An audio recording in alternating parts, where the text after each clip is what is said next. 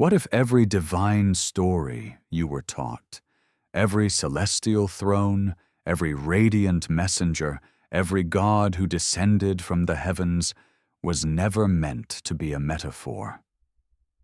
What if these tales, scattered across continents and separated by oceans, were not the imaginative poetry of ancient minds, but the fragmented memories of something humanity once saw with their own eyes?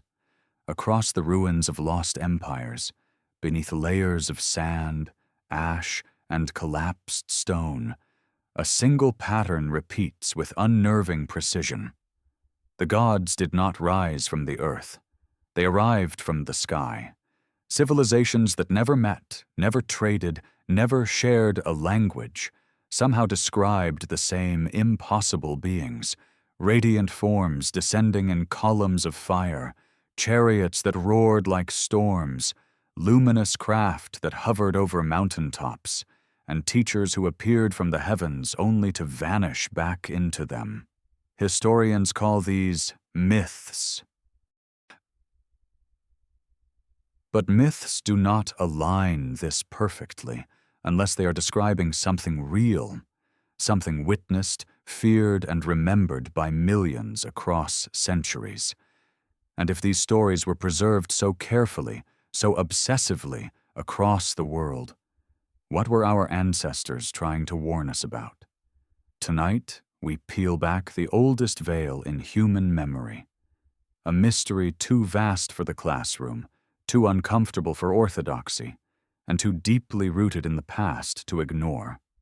The sky has always been the stage of gods, not because humans dreamed upward, but because something once came down. Before we dive deeper, ignite that like button and prepare for the revelations to come. Tell me in the comments where you are listening from, what time it is there. And as always with our videos, the visuals are here to add context, but they aren't necessary to follow along. Thank you for always having our back. Prepare yourself, and let's dive in. For as long as human memory stretches into the darkness of prehistory, the sky was not just a canvas above us. It was a boundary, a threshold, a place where something greater moved. Long before cities rose or kings carved their names into stone, early humans looked upward and felt watched, guided, perhaps even judged. But the question that lingers, the one that echoes through every ruined temple and every preserved myth, is why these ancient cultures spoke of the heavens not as a concept of imagination, but as a literal place of origin. To them, the sky was not symbolic, it was directional. It was where those who taught us came from. And that detail, spoken across thousands of years, begins to reshape everything we thought we understood about the ancient world. The earliest civilizations, scattered across the Mesopotamian plains, left behind tablets describing beings who descended in shining vessels, their arrival marked by wind, fire, and tremors in the ground. Hunters along ancient river valleys carved images of towering figures descending from the clouds. In the highlands of the Andes, myths endure about radiant teachers who emerged from the sky's womb, bringing order, language, agriculture. These stories were never portrayed as allegories. They were recorded as events, encounters with visitors who did not belong to the earth below. If this were isolated to a single region, perhaps it could be dismissed as mythology born of fear. But the same motifs rise across continents like scattered fragments of a single forgotten narrative, beings descending, teaching, ruling, then leaving the way they arrived, into the heavens. There is a strange consistency in these origin stories, one that scholars brush aside but cannot fully erase. The gods are always described with a sense of physicality, as if the writers were struggling to articulate something unfamiliar but real. The beings were often depicted as human-like, but not human. Taller, radiant, elongated, sometimes luminous, sometimes encased in what ancient minds could only describe using the vocabulary available to them. Wings, fire, clouds, thunder. These were metaphors born from limitation, not imagination. When someone with no concept of engines, combustion, or aerodynamics sees something descend from the sky, how else can they describe it except as a burning chariot or a winged being? The imagery we inherited through myth might be less mythical than we think. As civilizations grew more complex, so did their accounts of these sky-born beings. In ancient Sumer, sacred texts speak of great ones who arrived from above, not as spirits but as rulers who walked among humans, taught them crafts, established order, and demanded allegiance. Their kings were said to rule for thousands of years, a span impossible for humans yet recorded with obsessive precision. These impossibly long reigns were not symbolic exaggerations. They were treated as historical chronology. When the ancient Egyptians wrote of pharaohs descending from the heavens or being lifted skyward after death to rejoin celestial ancestors, they spoke with reverence, not poetry. Even the Maya, separated by oceans and millennia, described ancestors who came from the sky in vessels surrounded by thunder. The Polynesians, isolated across the Pacific, believed they descended from heavenly voyagers who traveled between stars as easily as ancient sailors crossed seas. What stands out is not just the repetition of the sky as the origin point. It is the certainty. These cultures were describing something they believed happened, something witnessed or preserved in ancestral memory. And as we trace their stories deeper, a pattern emerges so unmistakable that it challenges the very foundation of Orthodox history. Wherever these celestial visitors appeared, civilization surged. Architecture advanced, mathematics crystallized, astronomy exploded with precision far beyond what isolated societies should have grasped at those stages of development. Knowledge arrived too quickly, too perfectly formed, as if delivered. Humanity did not crawl toward civilization. It was pushed. The ruins of the oldest megalithic sites carry this same whisper. In Göbekli Tepe, the world's first known temple, carved thousands of years before agriculture was believed to exist, towering stone pillars stand arranged with astronomical precision. The people who built them left no signs of a developing society, only mastery in stone. It is as though the blueprint was handed to them from above.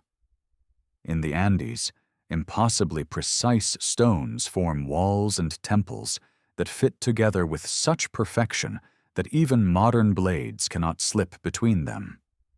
In Egypt, pyramids aligned with stars stand as though constructed by hands that understood cosmic mechanics. In every region, the legend is the same. Knowledge came from the sky. For historians committed to conventional explanations, these patterns are troubling. They often attribute such stories to primitive humans misunderstanding natural phenomena, storms, comets, eclipses. But ancient people did not describe natural events as rulers who spoke, taught, and shaped civilizations. They described encounters with intelligent beings, and they did so with such unwavering clarity that it becomes harder to deny that something extraordinary once occurred. These ancient observers were not fools. They understood the difference between weather and a visitor. The more we uncover, the more it seems that ancient myths are not disconnected stories, but fragments of a single memory scattered across time. A memory of contact. Consider the uncanny similarities: gods descending on beams of light, beings wrapped in flame, luminous entities who rise into the sky on swirling clouds, voices that thunder from above, chariots that fly without wheels, skyboats that hum like storms. These descriptions are not analogous to natural phenomena. They resemble technology. If modern witnesses can describe unidentified aerial objects with similar language today, light, fire, impossible motion, why should we assume ancient witnesses were describing something different? If anything, they were doing the best they could to translate an incomprehensible technology into symbols familiar to their world. When early cultures described the sky as a home of their gods, they did so with a degree of certainty that suggests memory, not imagination. They built mountains of stone to mimic descent paths. They aligned temples with star systems they should not have been able to observe unaided.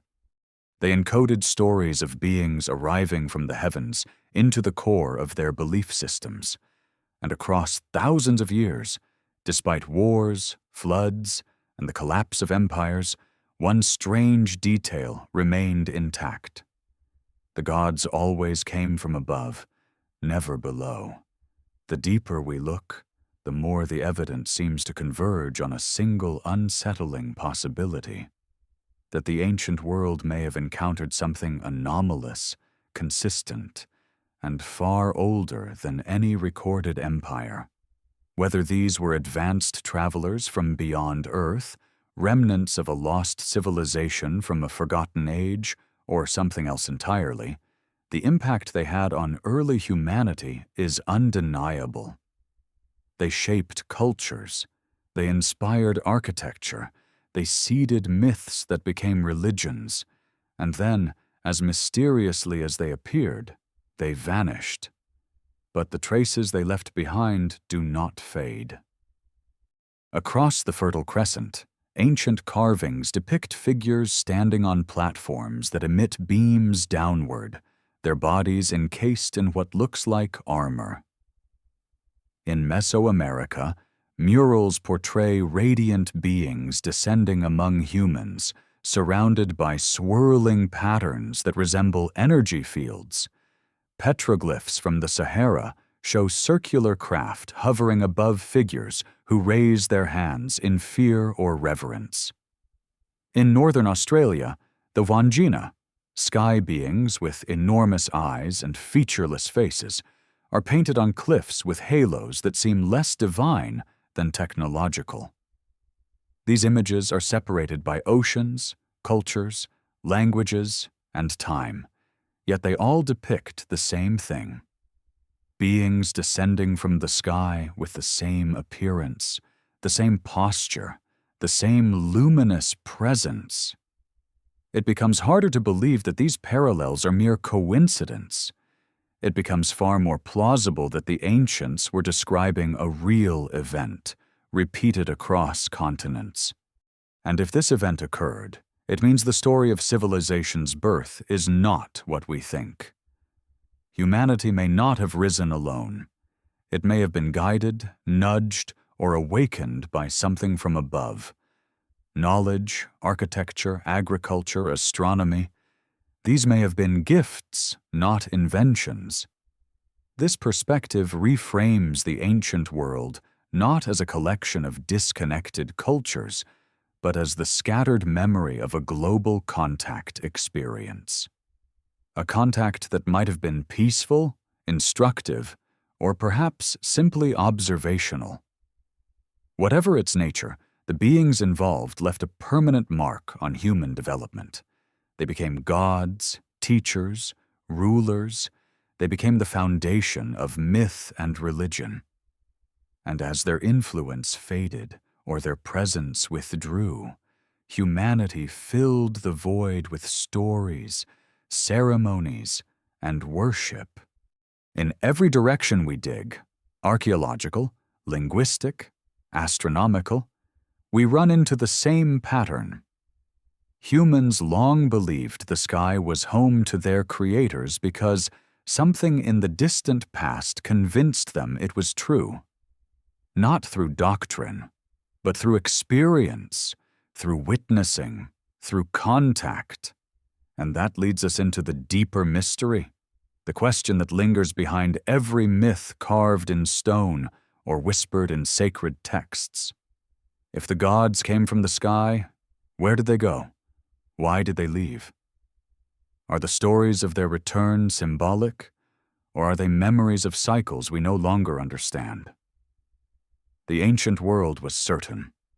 The sky was where life began, where rulers descended, where judgment came from, where destiny awaited. The heavens were not empty, they were inhabited.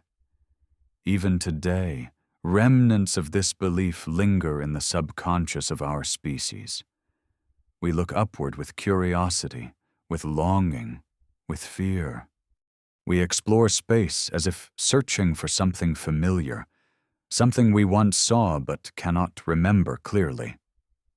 The ancient world was not confused. It was remembering. What rises from this thread of forgotten memory is a possibility that challenges every assumption about human origins.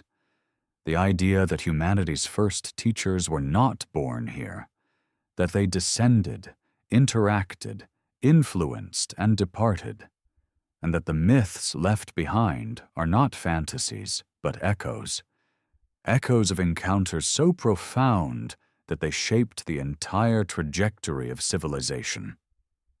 If this is true, then the answer to why ancient gods came from the sky is simple. They came because that is where they lived. They came because that was their domain. They came because Earth was not their home, but a place they visited, a place they guided, perhaps experimented with, perhaps protected, perhaps abandoned. And if these beings once walked among us, even briefly, then the oldest question humanity has ever asked, are we alone, may have been answered thousands of years ago, long before the first telescope, long before the first rocket, long before we forgot the truth our ancestors tried desperately to preserve. Tonight, as we journey deeper into this forgotten story, we step into the oldest mystery of all, the mystery of the sky-born gods, the luminous strangers who descended upon early humanity and vanished into legend. Whether they were celestial wanderers, beings from distant stars, survivors of a lost age, or something we cannot yet imagine, their presence shaped us. Their memory haunts us, and their story is far from finished. As we move deeper into this forgotten landscape of ancient memory, a strange realization begins to take shape, one that becomes clearer the more we examine humanity's earliest stories. If the sky-born beings were merely symbols, inventions of frightened or imaginative minds, then the stories describing them should differ wildly from one culture to another. Yet they do not. Instead, they align with a precision that feels deliberate, as though the world's oldest storytellers were all trying to preserve the same truth using the vocabulary, metaphors, and imagery they had available. When the earliest humans gazed upward and spoke of those who descended from the sky, they were not crafting poetry. They were describing something they believed was real, a memory passed down through generations like a brittle thread refusing to snap. The deeper we explore, the more it becomes apparent that the earliest accounts of sky-born beings tend to appear not in periods of cultural fantasy, but at the very beginnings of civilization. Moments when humanity made sudden leaps forward in knowledge, technology, and social structure. These jumps have no smooth evolutionary path. One day humans were hunter-gatherers, scattered in small tribes, and the next they were building cities aligned to stars, carving stone with inexplicable precision, tracking solar cycles with mathematical mastery, and developing cosmologies that remain bafflingly advanced even today. These leaps do not look like natural progress. They look like intervention. Consider the world as it existed more than 10,000 years ago. The last ice age had barely ended. The Earth was reshaping itself. Oceans rose, climates shifted, megafauna died off, and human populations scattered in every direction. And yet, in the midst of this raw and chaotic landscape, monumental architecture begins to appear. Perfectly cut stones, geometrically aligned temples, astronomical observatories hidden within hillsides. Everywhere we look, the story is the same. Humanity suddenly received knowledge far beyond what should have been possible for their level of development. This moment, this sudden acceleration, coincides with countless myths of sky visitors. The beings were said to have arrived after cataclysms, appearing in the aftermath of destruction, like teachers restoring the remnants of a broken world. In Mesoamerica, the stories describe radiant figures descending among survivors of a great flood. In Mesopotamia, the sky-born rulers appear after a cataclysmic event that wiped out earlier civilizations. In the Pacific Islands, ancestors are said to have emerged from the heavens following a world-encompassing disaster. The same theme plays out repeatedly. Destruction followed by descent, chaos followed by guidance, darkness followed by light from above. It is almost as if the world's earliest civilizations were rebuilt under the instruction of someone who came from the sky. And what these beings taught was not simple survival. They brought systems, agriculture, mathematics, metallurgy, writing, celestial mapping, knowledge that took other cultures thousands of years to rediscover on their own. They gave humanity blueprints. They built the foundation for every great civilization that would follow. And then, in nearly every story, they returned to the sky. The consistency of the sky as both origin and destination becomes difficult to dismiss. It becomes even more extraordinary when one examines the specific descriptions given by these ancient cultures. Across the world, the sky-born beings are depicted not as ethereal spirits, but as physical presences. They walk, they speak, they build, they govern, they eat, they leave footprints, they command machines. Many ancient stories describe platforms that glowed, chariots that roared, vessels that emitted fire or wind. Some describe beings surrounded by clouds that moved with purpose, columns of burning air, or wheels within wheels. These are not descriptions of gods in a symbolic sense. They read like eyewitness attempts to describe technology. When early scribes attempted to record these events, they had no words for machines, propulsion, flight, energy fields, or advanced communication. So they described what they saw through metaphors of their time. A glowing craft becomes a chariot of fire. A descending vessel becomes a cloud with a face. A luminous energy field becomes a halo. Tall beings with unusual physical features become gods. Every culture adapted the same memory into its own symbolic language. But the underlying event remained the same. Something descended from above. This idea becomes even more compelling when we look at ancient monuments whose construction defies explanation. Many of these sites are not only aligned with celestial bodies, they are designed with a precision that suggests direct knowledge of the stars. Some align perfectly with solstices, Others map constellations with exacting accuracy. A few match star patterns not of the present sky, but of the sky as it appeared thousands of years earlier, long before any recorded civilization existed. This means the builders either had access to astronomical knowledge that modern humans only calculated with advanced instruments, or they inherited this knowledge from someone who did. The ancient world was obsessed with the sky because they believed their teachers came from the sky.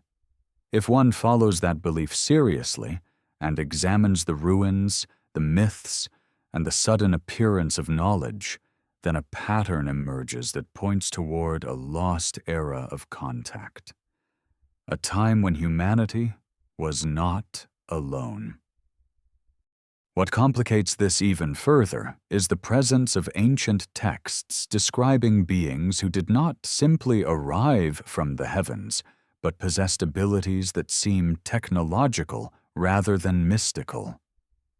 Stories tell of beings who could communicate across distances without speaking, travel great distances in short periods, manipulate the elements, and create tools of immense power. These abilities are described not with awe, but with familiarity, as though the ancient writers had seen such feats before. Even the oldest religious texts often describe gods in ways that resemble physical beings with advanced capabilities. They appear in blinding light, produce thunderous sounds, travel in the sky in what can only be interpreted as machines, and possess knowledge of the cosmos that humans did not rediscover until millennia later. The question then becomes, were these stories invented out of imagination, or were they attempts to preserve experiences that ancient humanity did not understand but desperately wanted to remember? As we move from one continent to another, the evidence grows. In North America, tribes speak of sky people who taught them how to track the stars and measure seasons. In India, the ancient Vedic texts describe flying vehicles powered by unknown energy sources. In Greece, the gods were said to dwell not in intangible heavens, but in physical realms above the earth. In Egypt, the pharaohs were believed to be descendants of sky beings, a lineage that granted them the divine right to rule. Even in the remote islands of Micronesia, legends tell of visitors whose craft descended with light brighter than lightning, whose arrival reshaped entire cultures. These stories were not isolated. They formed the backbone of early civilizations. They shaped religions, inspired rituals, influenced societal structures. The sky-born beings became creators, guides, judges, and rulers. Over time, memory turned into myth, and myth turned into religion, but the underlying story never changed. The gods came from above. When we examine these myths through the lens of conventional history, they appear symbolic. But when we examine them through the lens of ancestral memory, they look like the fragmented recollections of a species trying to preserve an encounter with something extraordinary, something real. What makes this idea even more intriguing is the universal belief that the sky-born beings would one day return. The return is not described metaphorically. It is described with expectation. Many myths speak of cycles. Times when the beings would reappear, times when they would descend once more to teach, to judge, or to reclaim what was theirs. If these stories were purely symbolic, why preserve the promise of return with such consistency? Why pass it down through thousands of years? Why align monuments and calendars with celestial events tied to these beings' comings and goings? It is almost as if humanity once lived in the shadow of the sky, expecting another descent. A return that never came, or perhaps came and went without recognition.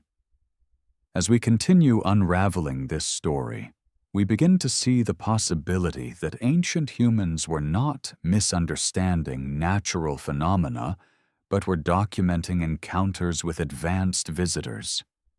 Visitors who may have been explorers, scientists, refugees, or remnants of a civilization older than we can imagine. Visitors who offered knowledge and guidance before disappearing into the sky they came from. If this is true, it means that the ancient world was not isolated. It was connected to something greater, something cosmic. It means that humanity's origins may be intertwined with beings from beyond our planet. It means that the sudden explosion of civilization might not have been a human miracle, but the result of contact with advanced intelligence. Across the ruins of the world, this idea reveals itself again and again. In the Andes, legends tell of skyborne teachers who carried rods of light and shaped stone with ease. In Africa, accounts describe luminous beings who walked among tribes before ascending into the heavens. In China, the earliest rulers were said to be children of the sky, descended in celestial eggs or vessels described as shining spheres. In the Middle East, heavenly messengers appeared not as spirits, but as towering figures whose presence shook the earth. In Northern Europe, the gods were said to travel across the sky in blazing chariots that glowed like molten metal. These stories do not resemble imagination. They resemble attempts to describe unfamiliar technology. To ancient minds, anything that descended from the sky was godlike. But what if the truth is far less mystical and far more literal? What if the beings who came from the sky were not deities, but travelers? Explorers who encountered early humanity at a moment when the world was vulnerable, rebuilding, and open to guidance. As we look at the archaeological record, it becomes clear that many ancient structures are not just aligned with stars. They are messages, blueprints, maps. Some appear to encode knowledge of astronomical cycles that stretch tens of thousands of years into the past. Others point toward specific star systems. A few even depict shapes and patterns that resemble orbital paths or celestial mechanics only recently discovered through modern science. It is as if the skyborne beings left behind not just memories, but a trail. A cosmic breadcrumb path meant to guide future generations toward a greater understanding. The question then becomes, what happened to this connection? Why did the skyborne beings leave? Why did contact cease? The ancient stories offer clues. In many myths, the visitors left after completing their tasks or because of disagreements among themselves. Others say they departed because humanity was not ready for further knowledge. Some myths speak of wars in the sky, battles that drove the visitors away or forced them to retreat. The stories vary, but the pattern remains. The beings left, and humanity was left to build upon the foundation they had provided. But the departure did not erase the memory. It preserved it. It cemented it in religion, ritual, and architecture. It embedded it in the very identity of early civilizations. Humanity began to look upward, not merely in awe, but in expectation. The sky became a symbol of origin, destiny, and possibility, because it had once been the place where our teachers lived. Even today, echoes of this belief persist. We search the heavens for signs of life. We send probes, images, messages. We scan stars for signals. We listen for voices in the cosmic dark. Humanity's fascination with the sky has never faded. It has only deepened. Something deep in our collective memory drives us to search upward, as though we are trying to rediscover a connection we lost. As we unravel these ancient threads, it becomes increasingly difficult to dismiss the possibility that the gods of the ancient world were not divine in the religious sense, but were advanced beings who came from the sky to guide humanity. Their stories have been obscured by time, transformed by culture, and mythologized by religion. But their presence lingers in the oldest memories of our species, and so the story deepens. The descent of the sky-born beings was not a singular event, but a pattern, a repeated interaction across continents and eras. Their teachings shaped the world. Their departure reshaped history. Their memory fueled civilization. And now, as we piece together the fragments they left behind, we begin to rediscover the forgotten truth. Humanity was never alone. We were visited, guided, influenced, and perhaps even created by beings from the sky. What remains now is to follow this thread wherever it leads, to the ruins, to the myths, to the stars themselves, and uncover the full scope of the story our ancestors tried to preserve. A story that did not begin on Earth, but above it. A story that humanity is only now beginning to remember. As we move further into the labyrinth of ancient memory, the story begins to take on a deeper and far more unsettling dimension. One that challenges not only our understanding of the past, but our assumptions about the nature of the beings who descended from the sky.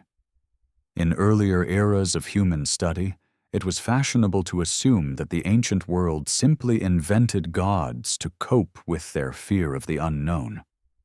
But the sheer consistency of these sky-born figures across cultures suggests something far more complex.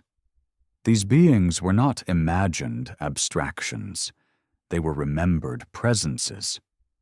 And the more we examine the earliest remnants of human civilization, the more it becomes clear that something extraordinary once walked among our ancestors, something that left a mark too deep to erase. What stands out as we explore the world's oldest myths is not just the arrival of the sky visitors, but the nature of their interactions with humanity. They were not worshipped at first. They were followed. They were obeyed. They were revered as rulers, teachers, or custodians of knowledge. In many cases, they appeared at critical moments in human development. Moments when a sudden transformation took place. Moments when small, scattered bands of humans suddenly became organized societies capable of astonishing achievements. And yet these beings were always described as visiting, not belonging. The sky was their realm. Earth was their destination. If we treat these accounts not as mythology but as fragmented memories, the world begins to make sense in a new and startling way. Early humans did not simply imagine beings descending from above. They saw something that descended, something luminous, something powerful, something that moved with a purpose beyond human comprehension.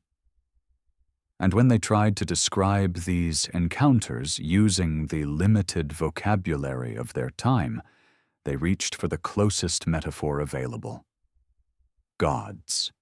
But as we peel back those metaphors, a clearer picture emerges, one that is not divine, but technological. Many ancient texts describe the sky-born beings traveling in objects that emitted fire or emitted thunder. Others describe vehicles that produced light brighter than the sun. Some recount beings who could ascend in moments, disappearing into the sky with no wings, no chariots, and no magical spells. These descriptions do not align with the traits of mythical deities. They align with the traits of advanced travelers. When we study these stories closely, we see another pattern. The sky-born beings were often described as having extraordinary lifespans, bodies resistant to disease, and abilities that defied anything early humans could comprehend. They were taller, stronger, more radiant. Not invincible, but different. The ancient world remembered them as hybrid entities, part human-like, part something else. Some accounts even describe interactions that produced offspring, suggesting that these visitors shared at least some biological compatibility with early humans. In the oldest myths, these unions produced figures who would become kings, sages, or cultural heroes. What makes this detail especially compelling is that in nearly every civilization, the lineages of rulers trace their ancestry not to earthly parents, but to the sky. In Egypt, pharaohs were the children of celestial beings. In Mesopotamia, kings were described as ruling with authority from heaven. In Greece, heroes were born of unions between gods and mortals. In China, the earliest emperors claimed descent from luminous beings who came from above. Even in the Americas, ruling dynasties often traced their lineage to visitors who descended from the sky. This global pattern suggests that the sky-born beings did more than teach humanity. They integrated with it. They shaped the genetic and cultural landscape of early civilizations, and then, just as suddenly as they appeared, they withdrew. What follows these withdrawals is equally fascinating.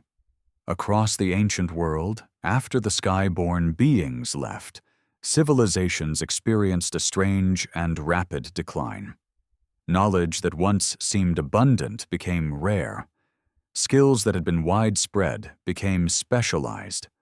Architecture that once achieved impossible feats was replaced with more primitive forms. Somehow, humanity lost the capabilities it once possessed. The world became smaller, dimmer, more fragile. It is almost as if humanity had been operating with borrowed knowledge, and when its source vanished, so did the mastery. Consider the abrupt disappearance of highly advanced stonework. In places like Egypt, Peru, and Turkey, the earliest structures are the most precise. Later buildings are less refined. This is the opposite of what we would expect if human engineering were progressing naturally. The same pattern appears in astronomy. Many of the earliest monuments align perfectly with celestial bodies. Later structures drift from those alignments. Ancient people did not get better with time. They got worse. Something had been present at the beginning that was no longer there. This decline is also reflected in mythology. After the sky-born beings departed, people began to pray to them. They began to offer sacrifices and build temples, not for beings who walked among them, but for beings who were no longer present. The shift from direct guidance to religious ritual marks a clear turning point. Humanity had moved from experiencing these beings to remembering them, and as memories fractured, myths took their place. Over centuries, the sky-born visitors transformed from physical presences into divine symbols. Their technologies recast as miracles, their teachings recast as commandments, their departures recast as ascensions.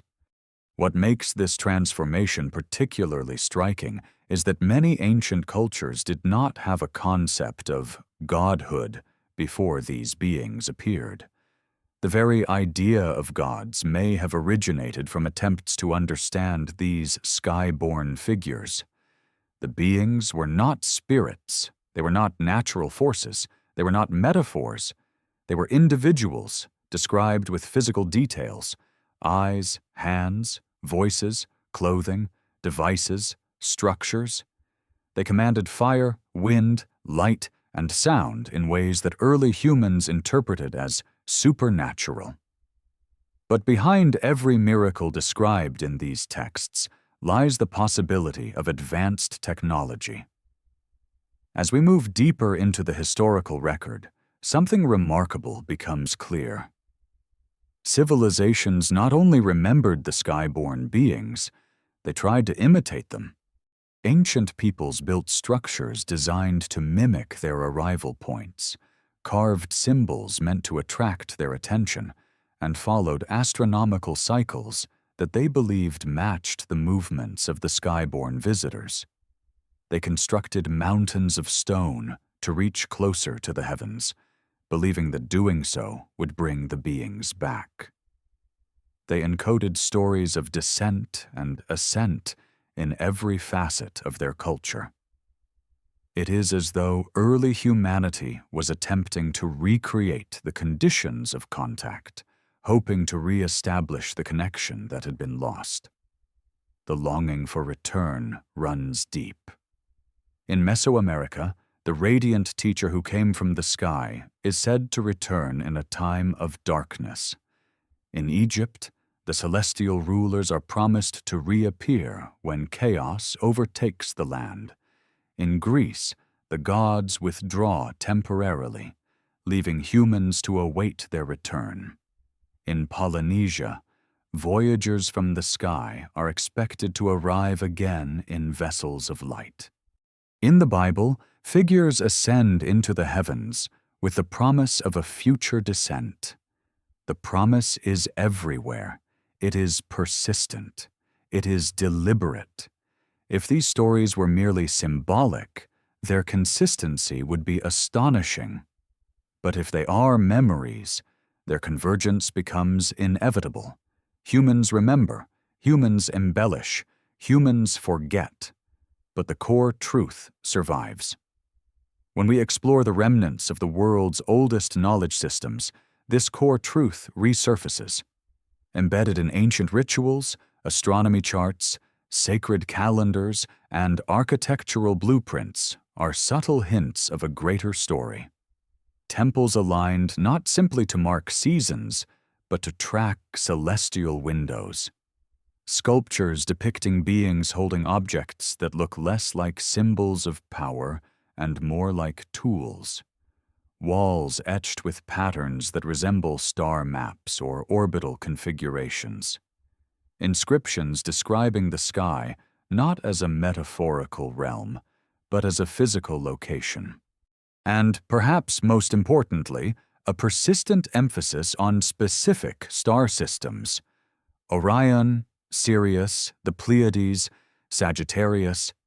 Many ancient cultures believed these regions of the sky were the homes of their gods. They described the beings descending from these constellations, choosing Earth as a place of contact. While modern astronomers debate the nature of these stellar systems, the ancient world was unwavering. Their gods came from specific stars. Their teachers descended from particular points in the sky. Their origins were not vague. They were mapped.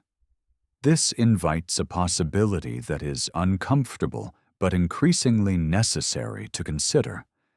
That early humanity may have experienced contact with an advanced civilization based not on Earth, but within the broader cosmic neighborhood. The visitors could have been explorers navigating star systems, or remnants of an interstellar group seeking new worlds. They could have been ancient survivors of a catastrophe elsewhere, arriving on Earth in search of refuge. They could even have been the last remnants of a distant species whose path crossed ours in a brief but powerful moment in history.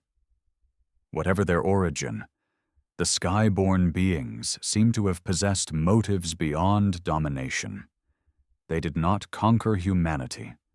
They instructed it. They shared knowledge. They left behind structures, symbols, and stories that pointed toward the heavens. They did not hide their connection to the sky. They reinforced it. Their presence shaped the trajectory of human evolution, pushing humanity toward civilization, teaching it how to organize, build, and remember. And then, they departed. As we continue piecing together this ancient memory, we begin to understand why the sky was so central to early human thought. It was not simply a canvas of stars. It was a place of origin, a place where the first teachers came from, a place where the ancestors dwelled, a place where destiny awaited. The sky was not a symbol. It was a location. The heavens were not a metaphor. They were an address. Even today, echoes of that ancient connection influence the modern world. Humanity has become obsessed with space travel, exploration, and the search for extraterrestrial life. We build rockets, satellites, telescopes. We map the universe with precision. We search for signals from distant civilizations. In many ways, we are attempting to rediscover something our ancestors already believed, that life beyond Earth exists, and that it once visited us. Modern science, despite its skepticism, has begun to reveal that the universe is filled with possibilities. Planets orbit stars across the galaxy. Worlds with atmospheres and oceans exist beyond our own. Structures detected in distant regions of space bear the signatures of advanced processes. Even government and military reports now acknowledge unidentified aerial phenomena that defy explanation. Humanity is circling back to the truth it once held. The sky is alive with mystery. But unlike the ancients, we search with instruments rather than memory. We rely on data rather than ancestral stories. And yet, those stories may carry truths encoded in metaphor, waiting to be understood in the light of modern discovery. As we delve deeper into this forgotten narrative, a profound question arises. If the skyborne beings once visited Earth, what was the purpose of their presence? Were they scientists conducting research? Were they explorers mapping new worlds? Were they guardians or caretakers watching over early humanity as it struggled to survive? Or were they part of a cycle far larger than we can comprehend, a cosmic rhythm that has played out for millennia? Ancient myths hint at many possibilities. Some describe the beings as benevolent teachers. Others portray them as stern judges. A few depict conflicts among them, suggesting that the visitors were not a unified group, but a collection of individuals with differing motives and agendas. Some came to guide. Others came to rule. Some blended with humanity. Others remained apart. The ancient world recognized this distinction, describing different categories of sky beings, some luminous, some shadowed, some gentle, some fierce. This complexity suggests that the visitors were not deities, but a diverse group, much like humans, capable of wisdom and conflict, compassion and ambition. They were not monolithic. They were individuals with motives that shaped humanity in ways still felt today. As we examine the ruins they left behind, we begin to see the outlines of their story. A story of arrival, integration, teaching, departure, and promise. A story of contact between early humanity and beings from the sky. A story that became the foundation of myth, the root of religion, the seed of civilization. And even now, as the modern world moves deeper into the unknown, the echoes of that story remain. The sky continues to call humanity forward. The ancient memory continues to stir. The possibility of return continues to shape our imagination. The skyborne beings may have left long ago, but their legacy endures, in stone, in story, in the very structure of civilization. And as we continue to uncover the truths hidden in the ancient world, we draw closer to the moment when the memories of the past merge with the discoveries of the present, and the full story reveals itself. A story written not on earth, but in the heavens. As we push deeper into the ancient world's memory, a more intricate layer begins to emerge, one that reveals not only that the sky-born beings visited Earth, but that their influence shaped the very architecture of early human thought. It is not enough to say that these visitors taught humanity agriculture or astronomy. Their presence fundamentally altered how early societies understood existence itself. They redefined humanity's perception of the cosmos, hierarchy, destiny, and even the meaning of life. As the stories grow, so does the realization that early humans were not simply living on Earth. They were living in the aftermath of contact. One of the most compelling aspects of this forgotten era is the sheer global spread of cosmological systems that mirror one another with uncanny precision. In nearly every ancient culture, the universe is described as layered: an earthly realm, an underworld, and a sky world inhabited by beings of immense power. These cosmological maps were not derived independently. They were inherited memories. The sky was the home of the Great Ones, the place of origin, the destination of souls, and the realm from which order descended. To many early cultures, humanity was not merely an earthly species. It was a species linked to the heavens through ancestry, obligation, and expectation. As this concept solidified, something remarkable happened. Humans began to orient their entire lives around the movements of the sky. They built monuments not simply to honor the gods, but to align with specific celestial markers. They tracked solstices, equinoxes, lunar cycles, star risings, and planetary conjunctions. These were not rituals born of superstition. They were systems of knowledge designed to maintain a connection with the sky-born beings. If one studies these monuments closely, it becomes clear that early humanity believed that aligning with the heavens was a way to remain synchronized with the beings who once descended from them. In this alignment, a profound shift occurred in human consciousness. The sky ceased to be a distant mystery and became a structured map, one that humans believed they could read, interpret, and use to anticipate the return of the sky-born beings. Many ancient calendars were designed not simply to track seasons, but to predict celestial cycles tied to mythic events. The Maya long count calendar, for example, charted vast spans of time, measuring eras in thousands of years. The Egyptians tracked the rising of Sirius with obsessive precision. The Mesopotamians recorded celestial events with a sophistication that rivals modern astronomy. These were not agricultural tools. They were cosmic clocks. Behind this cosmic orientation lies a subtle but powerful implication. Humanity believed that the sky-born beings operated according to predictable patterns. Their arrivals and departures were tied to cycles, alignments, and astronomical windows.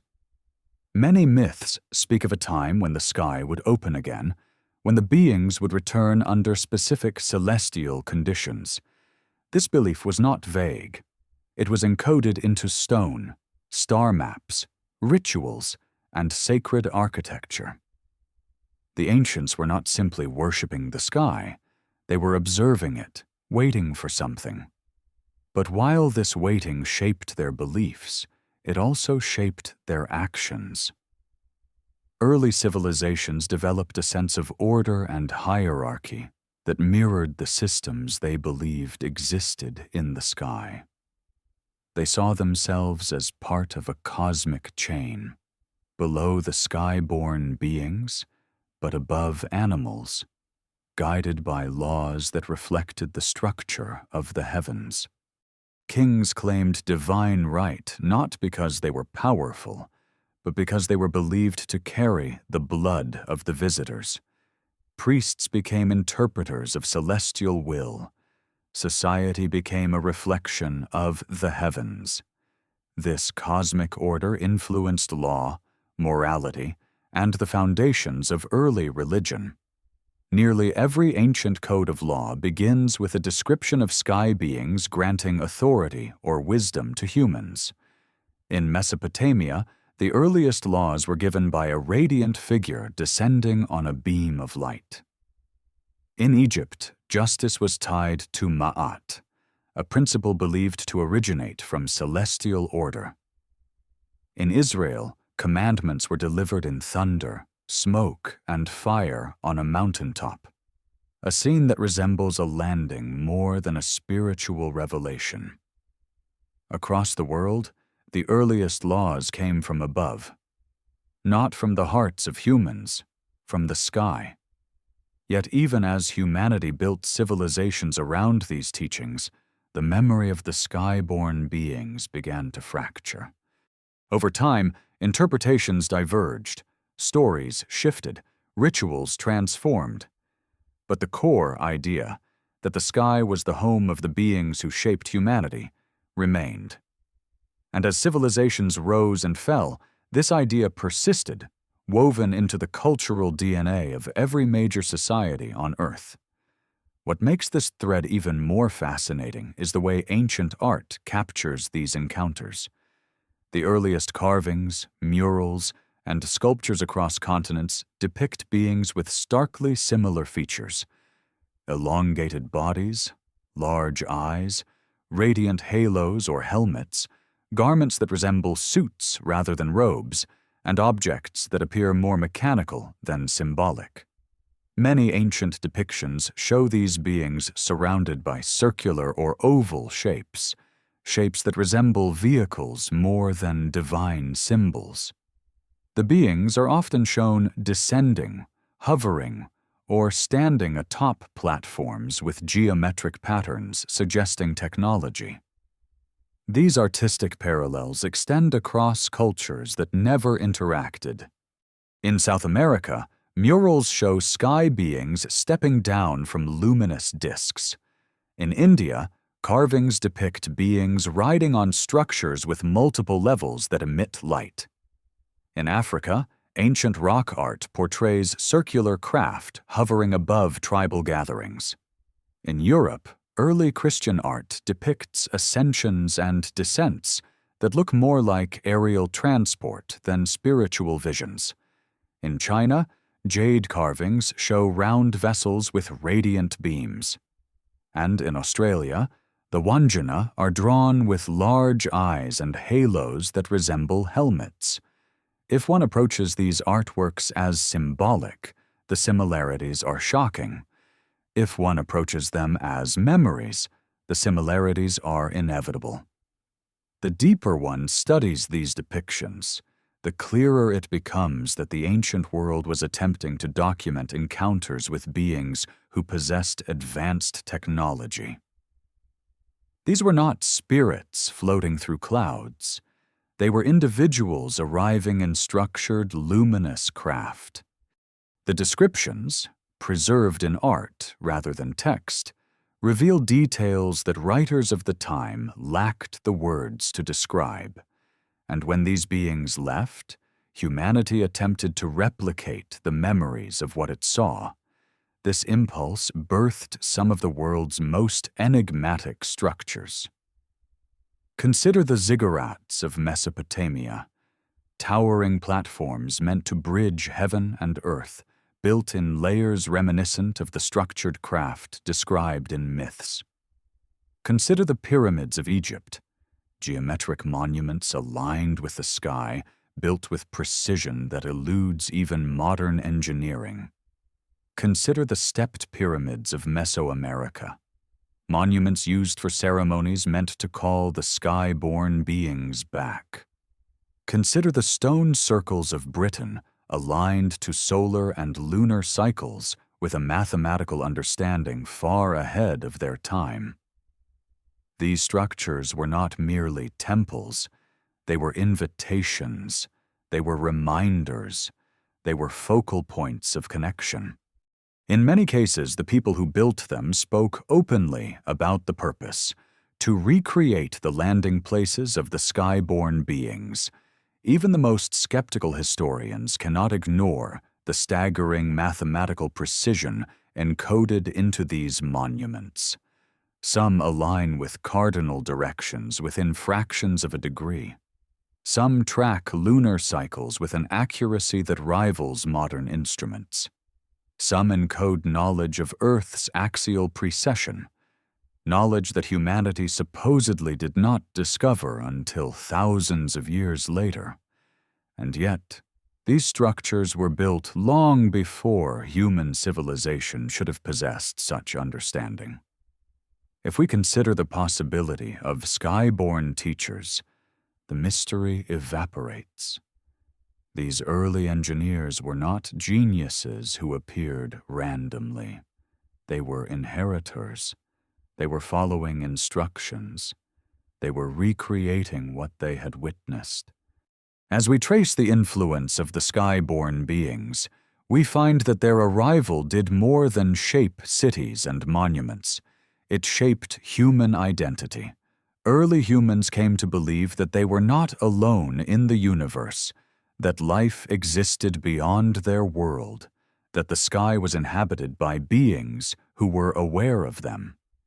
This belief altered their understanding of life and death. It reshaped their perception of the soul. It influenced their ideas of reincarnation, ascension, judgment, and destiny. Many ancient cultures believed that after death, the soul returned to the sky. This was not metaphor. It was inheritance. It was the memory of ancestors who descended from above. The belief in ascension, rising into the sky after death, was rooted in the idea that heaven was not a spiritual realm, but a physical one. Early humans believed that the sky-born beings would take worthy individuals back to their realm. Many ancient legends describe heroes, kings, or sages who were taken up in beams of light or in vessels that flew into the clouds. These stories are widespread, consistent, and strikingly literal. They describe not spiritual transcendence, but physical transport. And in every culture, ascension is reserved for those who maintained a connection with the sky-born beings. But the most profound impact of the sky visitors wasn't architectural or spiritual. It was psychological. Once humanity believed it was connected to the sky, it began to strive upward, intellectually, creatively, and physically. The sky became a symbol of potential rather than mystery. Civilizations measured their greatness not by their wealth, but by their alignment with celestial principles. Wisdom became synonymous with understanding the heavens. To know the sky was to know the origins of humanity. This belief spurred the development of advanced mathematics, astronomy, engineering, and philosophy. The study of the cosmos was not a pursuit of curiosity. It was a pursuit of memory. Ancient scholars were not exploring the sky. They were trying to return to it through understanding. They believed that by decoding the heavens, they could unlock the secrets of the sky-born beings. And yet, despite all this effort, contact never returned. Or perhaps it did, but not in ways that became part of mainstream history. Many isolated cultures claim that the sky-born beings continued to appear sporadically long after their main departure. Some speak of hidden visits to select individuals.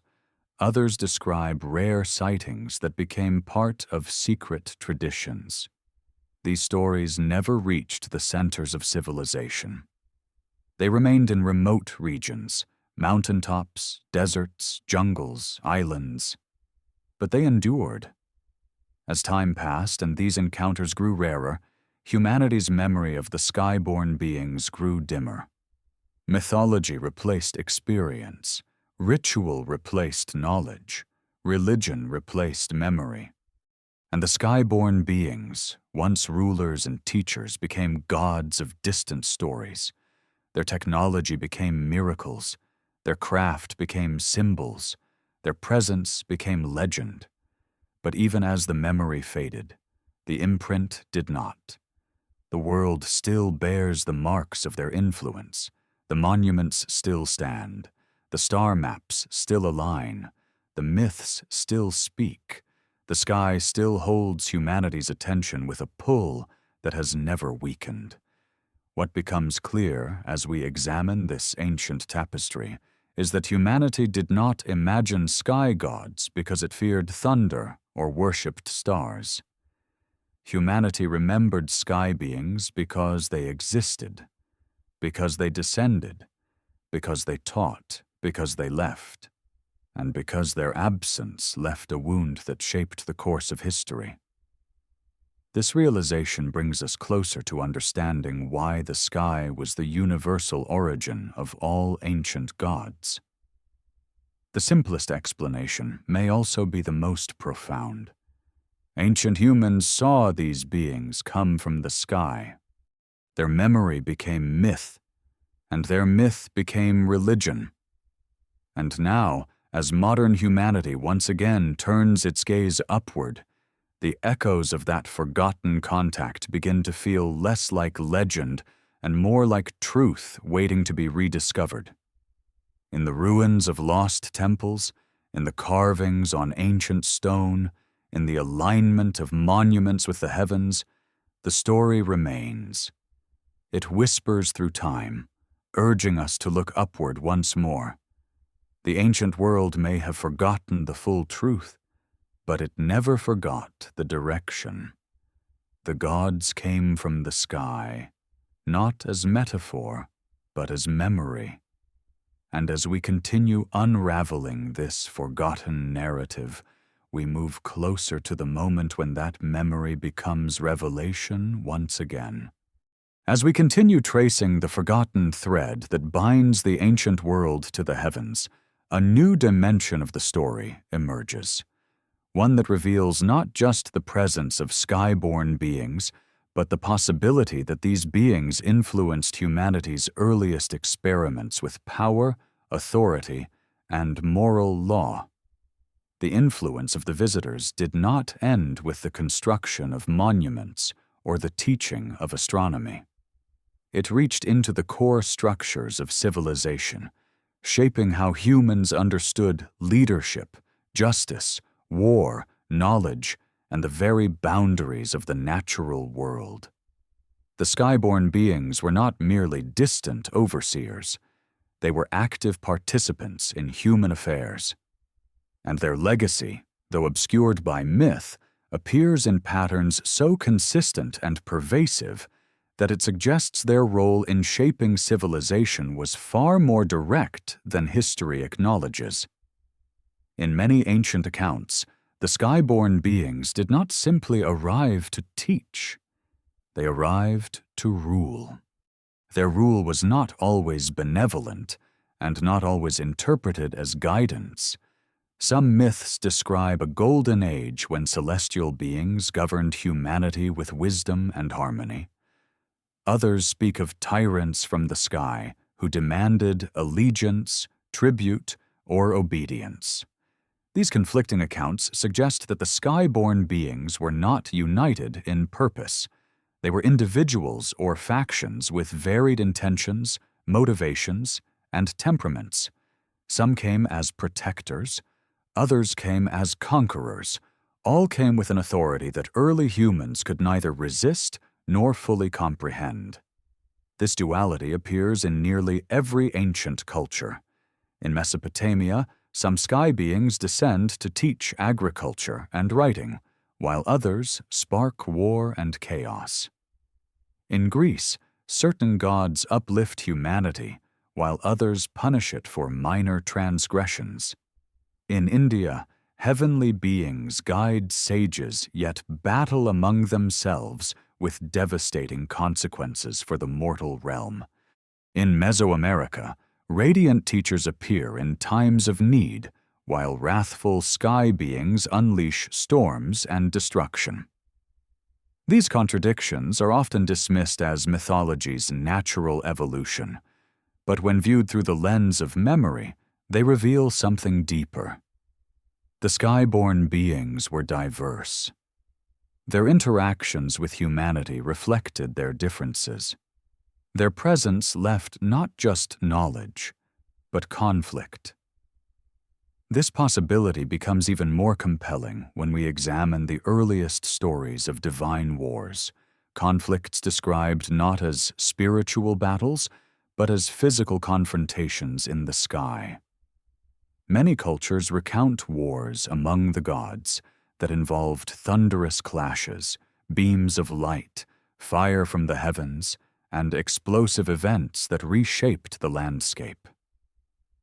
To ancient minds, these were cosmic battles. To modern eyes, they resemble descriptions of technological warfare, accounts of weapons that shone like 1,000 suns, chariots racing across the sky in flame, mountains splitting with fire, and thunderbolts hurled with precision bear no resemblance to natural storms. They read like attempts to describe energy weapons, aerial combat, or advanced machinery. These stories appear in cultures that never interacted. In India, the Vedic epics speak of devastating aerial battles involving luminous flying craft and weapons of unimaginable power. In the Middle East, ancient texts describe wars in the heavens that shook the earth. In Greece, the Titanomachy recounts a celestial conflict fought with weapons of fire and thunder. In Mesoamerica, battles among sky beings reshape mountains and create new landscapes.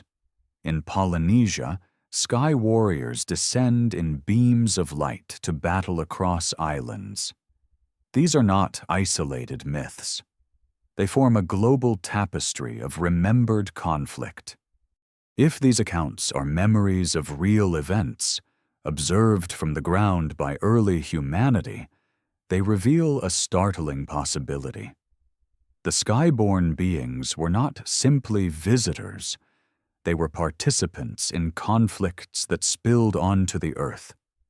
Whether these conflicts originated in their own realm or arose from disputes over humanity itself, the impact on early civilization was profound. These battles left scars on the landscape, imprinted fear into cultural memory, and influenced the development of myth and ritual for thousands of years. But beyond war, the sky visitors influenced something even more enduring: the establishment of moral law. Many ancient societies attributed their moral and ethical codes to beings who descended from the sky. These beings were seen as arbiters of justice, holding humanity to standards that reflected the order of the heavens. The idea that morality came from above, not from human experience, is deeply embedded in ancient belief systems. Early humans believed that right and wrong were not social constructs, but universal truths delivered by celestial teachers. In Mesopotamia, the earliest legal codes were given to humans by a radiant figure descending on a platform of light. In Egypt, the concept of cosmic order, ma'at, was a celestial principle taught by sky beings. In Greece, the laws of the universe were established by gods who governed both nature and morality. In China, the mandate of heaven tied moral conduct to celestial approval. In Mesoamerica, moral obligations were connected to cycles of time believed to be aligned with the heavens. Even in the Abrahamic tradition, The foundational laws of civilization descend from the sky in a dramatic display of fire and thunder. These stories do not depict humans developing morality on their own. They describe morality being delivered, imposed, taught. And the beings who delivered these laws came from above. This raises an extraordinary possibility that humanity's earliest moral systems may have been shaped by an external intelligence. If the skyborn beings possessed advanced understanding of social structure, conflict resolution, or long-term stability, their teachings could have seeded the earliest forms of ethical thought. Early humans, struggling to form coherent societies, may have relied on these beings to impose order. And when the visitors departed, humans preserved these teachings as sacred, building religions around them, using them to maintain structure long after the skyborn beings had vanished. The influence of the visitors extended beyond law and morality into the domain of kingship. Across the world, the earliest rulers claim descent from the sky. This belief is so widespread that it cannot be coincidence. In Egypt, the pharaoh was considered a child of the celestial realm, embodying the will of the skyborn beings. In Mesopotamia, kings ruled by the decree of heaven, believed to be descendants of the visitors. In China, emperors were sons of heaven, their authority flowing directly from celestial ancestors. In Japan, the imperial lineage traces its origin to beings who descended from the sky on luminous platforms. In the Americas, dynasties claimed ancestry from shining visitors who came from the heavens. These claims were not symbolic. Early kings genuinely believed themselves to be hybrids, part earthly, part celestial. Their authority did not come from conquest or inheritance alone. It came from blood, and this idea reshaped human society. Kings became intermediaries between humans and the sky-born beings. They conducted rituals to honor the visitors, built monuments aligned with celestial cycles, and maintained social order based on the principles delivered from above. This belief in celestial ancestry gave rise to the concept of sacred kingship, an idea so powerful that it defined entire civilizations. The king was more than a ruler. He was a link to the sky. His bloodline was a living reminder of the beings who once walked among humans. His authority was absolute because it was believed to reflect the authority of the heavens. This concept did more than shape politics. It shaped human identity. Early humans saw themselves as connected to the sky through their rulers, their ancestors, their laws, and their destiny. The sky was not distant, it was personal, it was home. Yet even as the sky-born beings shaped humanity, they also left behind mysteries that defy explanation. One of the most intriguing of these mysteries is the sudden and inexplicable rise of advanced knowledge in isolated regions.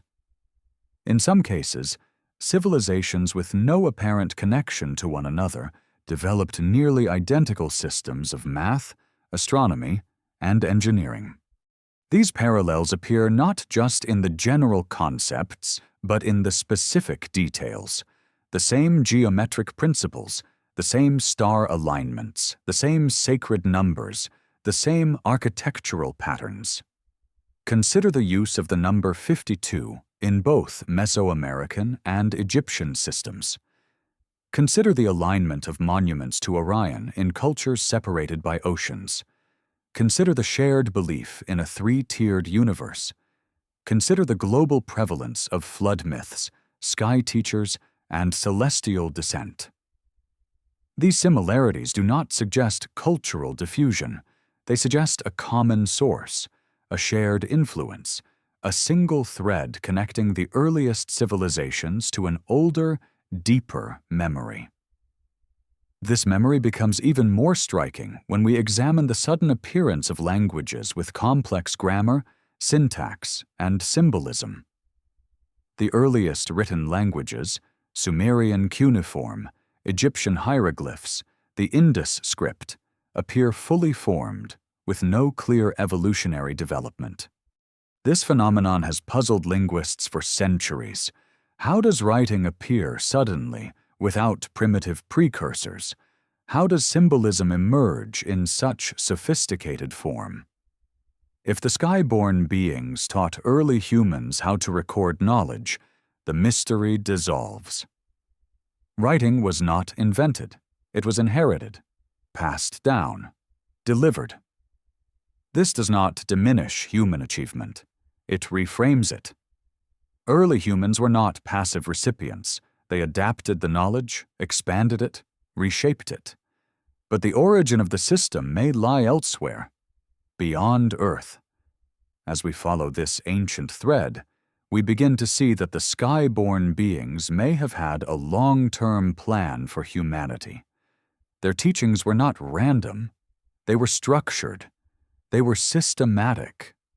They were designed to create stable civilizations capable of preserving knowledge, maintaining order, and surviving world-changing events. In many myths, the sky-born beings warn humanity about cycles, cosmic cycles, environmental cycles, celestial alignments, and cataclysms. They emphasize preparation. They stress the importance of memory. They insist that knowledge must be preserved for future generations. This concern with preservation is reflected in the world's oldest myths. The great flood stories, present in nearly every culture, often include warnings from sky beings. These beings instruct humanity to build shelters, arks, or refuges. They teach them how to preserve seeds, knowledge, and lineage. They guide them through destruction, then return afterward to rebuild. These myths are not simply tales of divine wrath. They are stories of survival. Survival guided by beings who understood cycles of destruction and renewal. This guidance left a lasting mark on humanity. Many ancient civilizations developed elaborate rituals, calendars, and astronomical systems designed to anticipate celestial or environmental cycles. They built monuments intended to survive cataclysms. They encoded knowledge in stone, myth, and symbol. This was not superstition. It was preparation. The sky-born beings had taught them that the world was cyclical and that survival depended on memory. As we trace these memories deeper, a profound question emerges. If the sky-born beings taught humanity to survive cycles, did they themselves survive one? Were they refugees from a catastrophe elsewhere? Did they arrive on Earth seeking refuge, resources, or continuity? Or did they simply follow a cosmic rhythm, a pattern of exploration, influence, and withdrawal? Whatever their origin, their departure left humanity standing at a crossroads. The visitors had shaped the foundations of civilization. But once they were gone, humanity was left to interpret their teachings without guidance. And as centuries turned into millennia, interpretations diverged, conflicts arose, and the memory of contact faded. What remained were myths, symbols, and monuments, fragments of a story that once united the world. Yet even as the memory dimmed, the influence endured. Humanity continued to look upward, to seek answers in the sky, to explore the unknown. The dream of flight, of space travel, of cosmic connection is not a modern invention. It is an ancient inheritance, a memory of a time when the sky was not a barrier but a pathway, a time when beings descended from the heavens and reshaped the world below. And now, As humanity stands on the threshold of space exploration, the echoes of that ancient memory grow stronger. The modern search for extraterrestrial life mirrors the ancient belief that the sky is inhabited. The development of technologies that allow humans to ascend into the heavens echoes the ascension myths of old.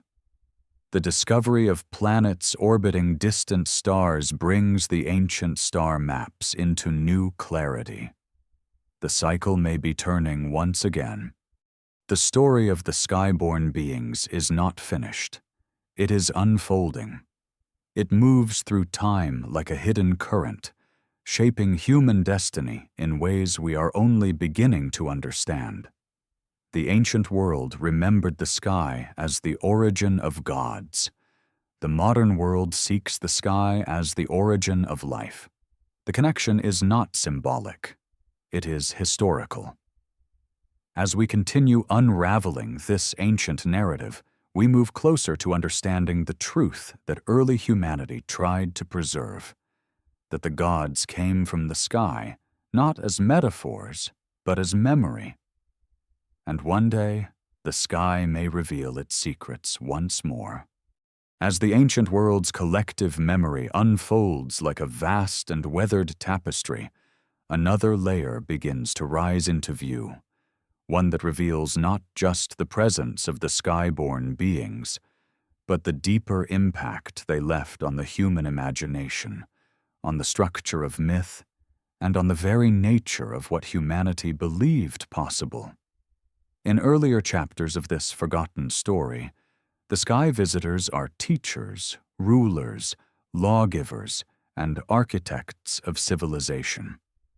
But their influence extended far beyond the visible realm of cities and monuments. They shaped how humans perceived reality itself. Their presence altered the boundaries between the natural and the supernatural, the physical and the spiritual, the known and the possible.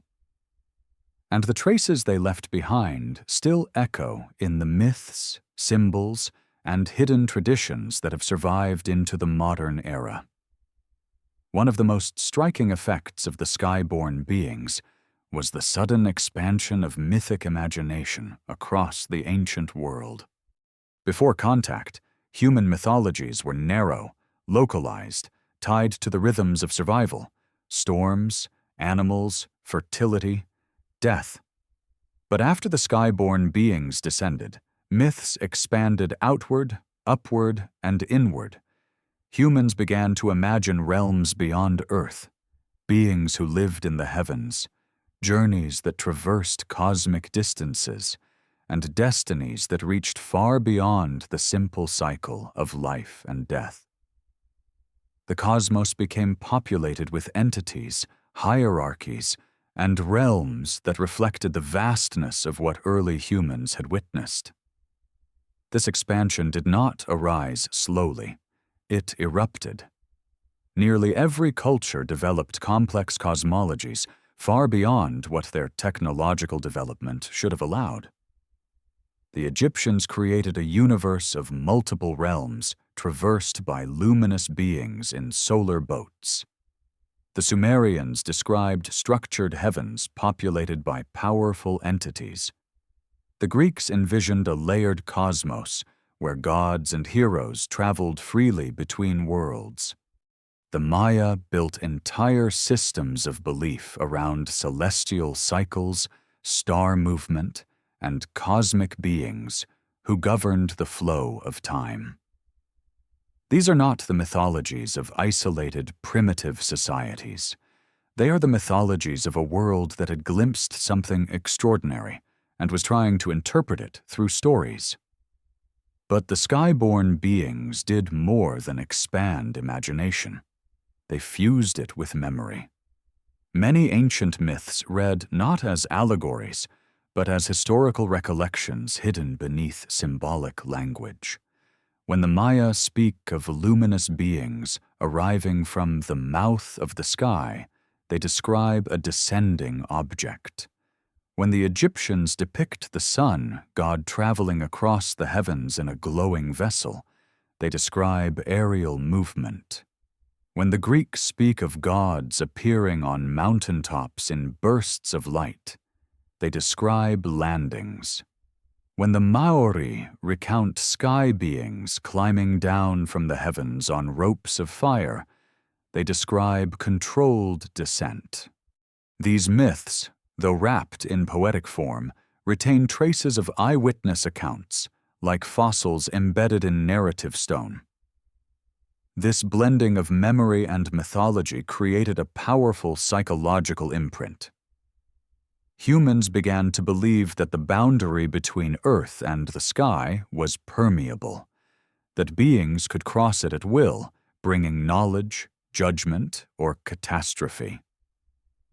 This belief influenced virtually every aspect of human culture. Rituals were performed to attract the sky beings. Monuments were constructed to guide or honor them. Calendars tracked their expected return. The sky became the realm of destiny, origin, and ultimate truth. Yet this expansion of imagination also gave rise to something more subtle: the emergence of esoteric traditions.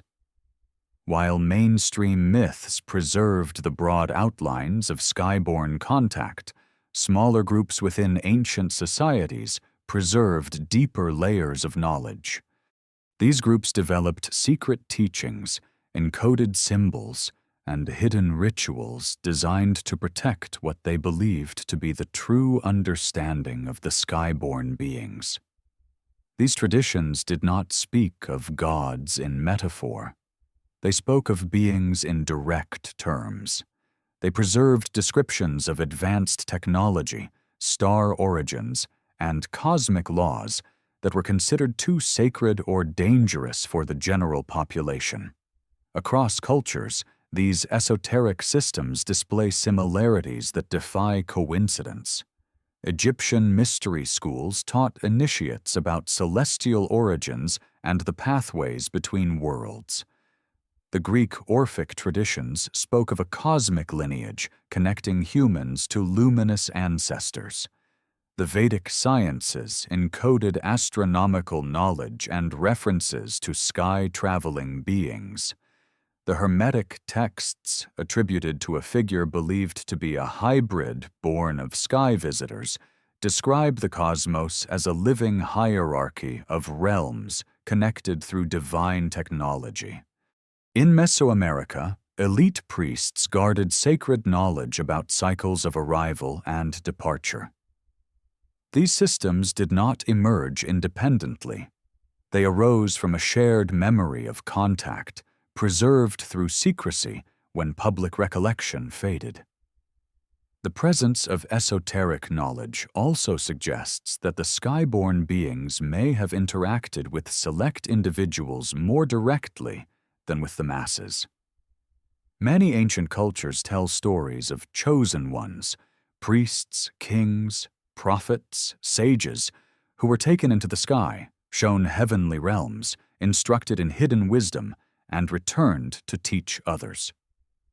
These stories appear in all major civilizations. Some describe luminous beings carrying the chosen person upward on beams of light. Others describe ascension through whirlwinds or flying craft. Still others portray the journey as occurring in the body through transformation. Whatever the method, the message is always the same. A select individual receives knowledge from the sky and returns transformed. These stories are often dismissed as visions or metaphors, but their consistency across cultures hints at something more concrete. They may be memories of abduction, instruction, or direct contact. The initiates often return with new knowledge, new abilities, or new understanding of cosmic principles. Their teachings shape religions, laws, and social structures. They become founders of traditions that endure for thousands of years. In some cases, they become revered as gods themselves. The sky visitors did not merely teach, they created emissaries. This pattern becomes even more striking when we examine the stories of hybrid beings in ancient mythology. Many cultures describe children born from unions between sky beings and humans. These beings possess unusual abilities, extended lifespans, or knowledge beyond human capacity. In Greece, they become heroes like Heracles. In Mesopotamia, they become kings with divine authority. In India, they become sages and rishis. In Japan, they become the ancestors of emperors. These hybrid figures are not portrayed as metaphors. They are described in genealogical terms, with specific names, stories, and bloodlines. Their existence suggests a level of biological or genetic compatibility between humans and the sky-born visitors. If these stories are memories, they imply that the sky-born beings may have been more similar to humans than legends suggest, at least biologically. This possibility aligns with many accounts that describe the visitors not as amorphous spirits, but as physically present beings with humanoid forms. They walk, speak, eat, interact, and reproduce. Their differences lie in their abilities, their technology, and their longevity, not necessarily in their biology. This blurring of boundaries between human and celestial being fundamentally shaped early human identity. Humans came to see themselves as potentially divine, or at least connected to the divine through lineage. This belief had profound implications. It created social hierarchies based on proximity to the celestial bloodline. It shaped the role of rulers as intermediaries. It inspired rituals designed to maintain or restore the connection. And it shaped the worldview that humanity was not simply created on Earth, but shaped by beings from the sky. The influence of these hybrid stories also appears in ancient ideas of human potential.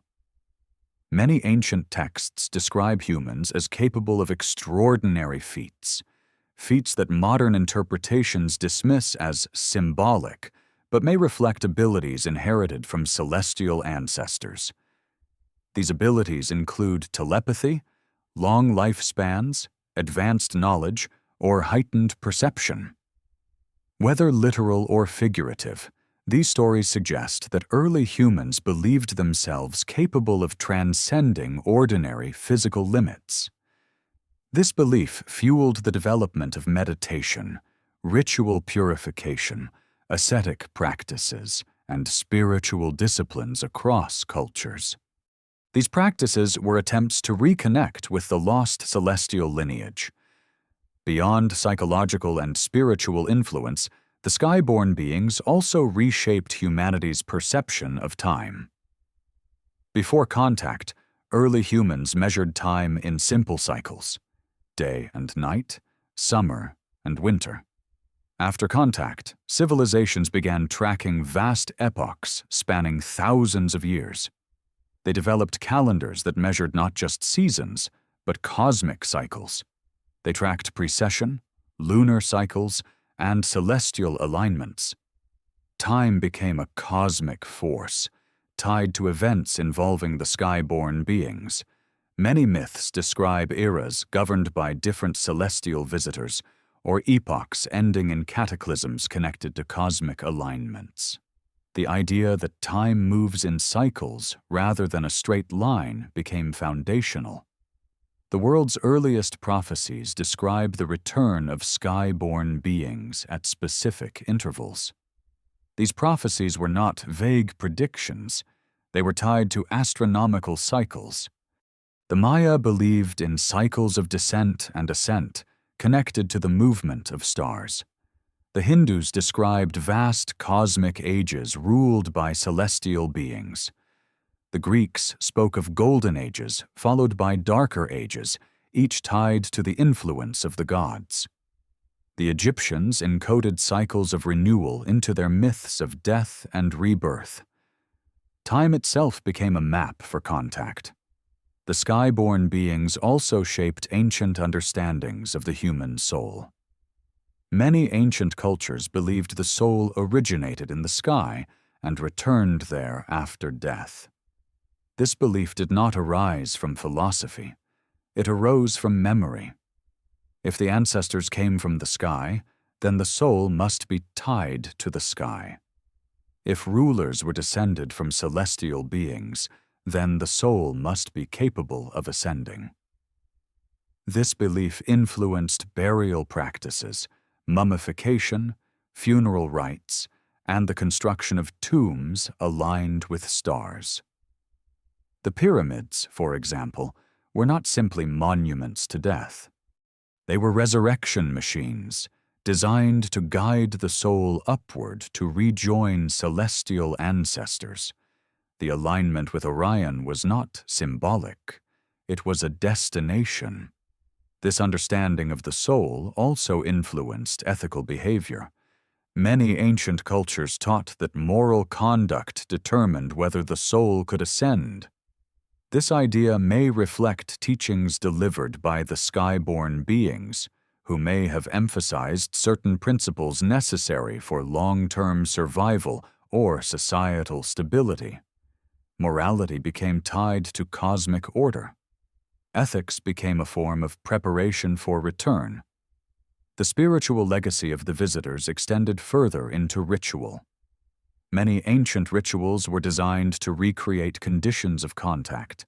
Music that mimicked the sounds of descending craft, dances that reenacted celestial movement, incense intended to create atmospheric effects, chants meant to signal the sky-born beings. These rituals were not acts of superstition. They were reenactments of memory. Attempts to call back the visitors, attempts to restore a lost relationship. Even today, remnants of these rituals survive in diluted form. The ringing of bells, the lighting of candles, the burning of incense, the architectural orientation of churches and temples, all of these echo ancient practices tied to the sky. The influence of the sky-born beings also appears in the ancient fascination with portals, gateways between worlds. Many cultures describe sacred locations where the sky touches the earth. These include mountaintops, caves, deserts, oceans, and star-aligned structures.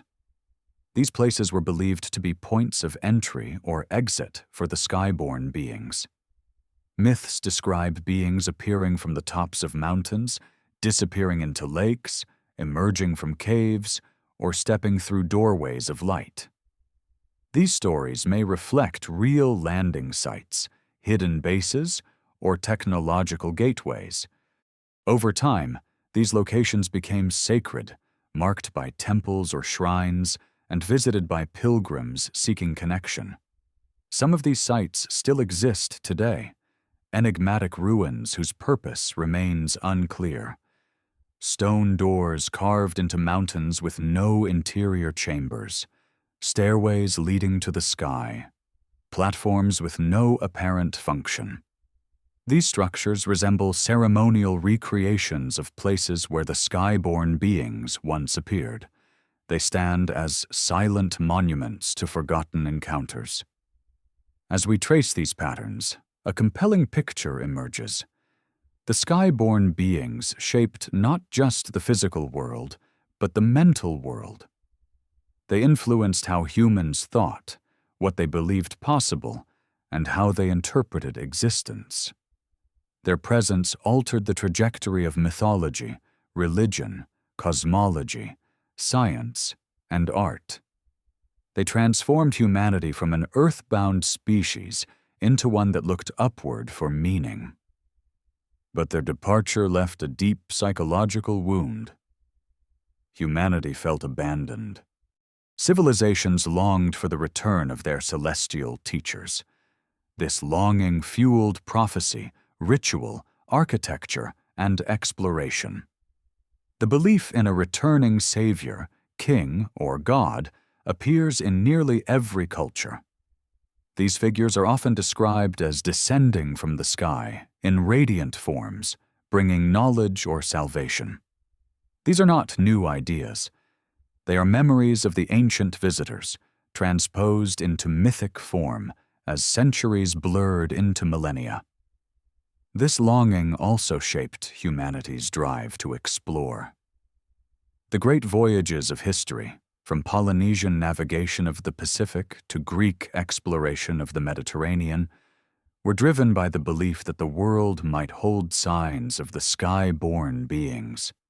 Even the modern space race echoes this ancient impulse. Humanity feels a deep, intuitive pull toward the sky, not just curiosity, but recognition. This recognition fuels a growing realization in the modern era that the ancient stories may not be metaphor, but encoded memory. As technology advances and humanity gains the ability to explore the heavens, the ancient belief in sky beings begins to feel less like myth and more like prophecy. The sky has always been more than a backdrop. It has been a mirror, reflecting origins, identity, and destiny. And as we continue unraveling the story of the sky-born beings, we draw closer to understanding why the ancient world believed that all gods came from above, not because the heavens were mysterious, but because the heavens were inhabited, not because humans imagined beings in the sky, but because humans remembered them. The ancient memory may have faded, but it was never lost. It lingers in myth, in stone, in ritual, in the collective unconscious of the human species. And as humanity once again turns its gaze toward the cosmos, the forgotten story begins to stir once more, waiting for the moment when the sky reveals its secrets again. As we stand at the final stretch of this long-forgotten story, a deeper and more unsettling realization begins to take shape. One that forces us to reconsider not only the origins of ancient gods, but the trajectory of human civilization itself. For 6 vast and intertwined chapters of memory, we have traced the influence of sky-born beings across the ruins of the ancient world. Their fingerprints appear on the rise of cities, the formation of laws, the alignment of monuments, and the shaping of myth. Their teachings echo through the earliest sciences, and their departure left a silence so profound that humanity spent thousands of years trying to fill the void with religion, ritual, and longing. But there is one more dimension of this story, a dimension that ties together the past, the present, and the future. The final question is no longer whether the sky-born beings existed. It is what happened after they left, and whether their return is woven into the destiny of the human species. When the sky-born beings vanished from the world, their memory slowly transformed from history to mythology. To the earliest witnesses, they were physical beings, tall, radiant, powerful, commanding.